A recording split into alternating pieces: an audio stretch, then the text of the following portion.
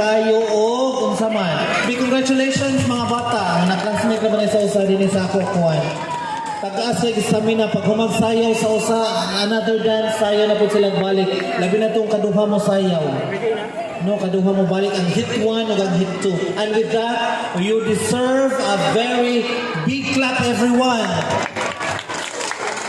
Hopefully, kaning mga ni adinhi sa kuan, kaning mga bag-o nga mga tubo karon dinhi. Hopefully, they will be the one to represent Baybay City Division this coming Ibraan. Nara ba mahitabo sa Baybay?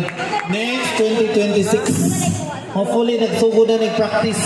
Mo na niyan kaning ato mga nakitaan dinhi mo na ni sila ang mga mo represent sa Baybay, and it will be they will also represent, and I'm sure they will represent Eastern Visayas Region 8 sa palaro ngadto sa o mapilian gali mga ginikanan ayo gyud mong kagool kay tuwa sa Jensan.